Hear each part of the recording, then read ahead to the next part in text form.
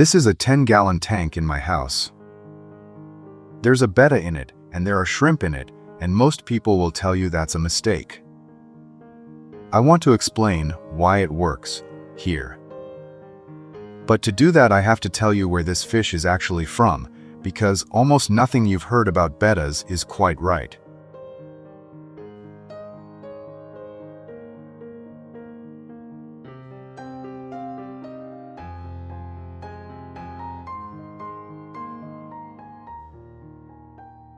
Betta splendens comes from the Mekong Basin, Thailand, Cambodia, Laos, and the edge of Vietnam.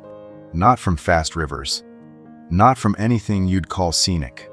They come from rice paddies, irrigation ditches, floodplain marshes, and roadside pools. Shallow, warm, still water, often less than a foot deep, often over 85 degrees, and by the middle of a hot afternoon, almost out of oxygen. That last part is the whole story of this fish.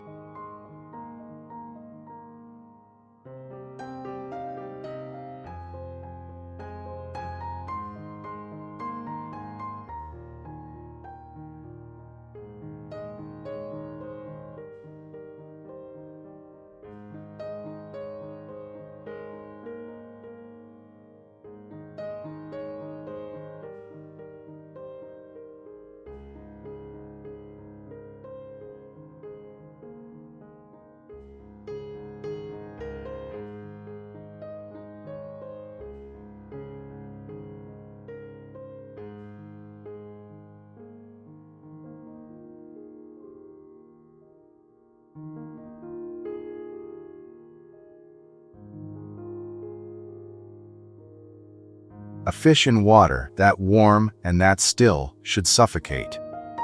Bettas don't, because they have something most fish don't. A labyrinth organ. It's a folded, blood-rich chamber above the gills. And it does something remarkably simple. It lets them breathe air. Watch him go to the surface. That's not him being curious. That's him breathing. It's why they survive the dry season. When the paddies drain and the pools shrink down to puddles, a betta can hold on in water that would kill almost anything else. And when the rains come, move short distances over wet ground to find better water. This is a fish built for the worst week of the year, not the best one.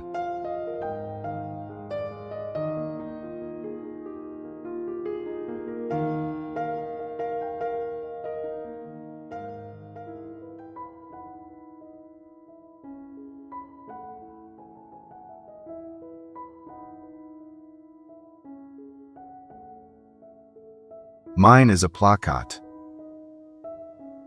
That word gets used as a fin type, but it's from Thai, plakat, which means, roughly, biting fish. In Siam, people were catching bettas out of the paddies and fighting them against each other for at least 200 years. It was organized enough that King Rama III taxed it, sometime between 1824 and 1851. You don't tax a hobby nobody's doing. When bettas reached the West in the 1800s, breeders went a different way. For color and for fins. That's where the ones in pet shops come from. But here's the part that matters, and the part nobody mentions. Wild bettas are considerably less aggressive than the fighting strains. The aggression you've been warned about isn't the fish's nature. It's what people bred into some of them.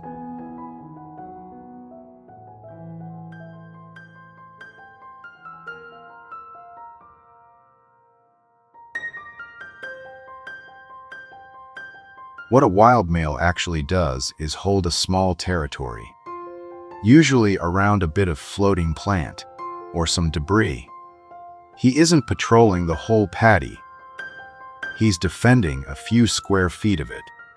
Which brings me back to the shrimp. If a betta's instinct is to hold one small patch, then the question isn't really, are bettas aggressive? It's whether you've given everyone somewhere else to be. plants, moss, wood, shadows. In a bare tank, the shrimp are standing in his territory. In this one, they aren't. The other thing that matters is the order. The shrimp colony was here first and established before he ever went in. If I'd done it the other way round, this would be a different video.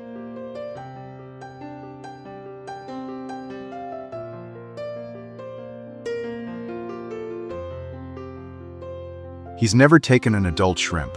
Babies, I genuinely don't know. I'd be lying if I told you I'd counted. If he does build a bubble nest at the surface, that's a male doing what males do in the wild: build it, guard it, catch the eggs that fall, and stay with the fry until they can swim off on their own. For a fish with such a violent reputation, he's a remarkably attentive parent.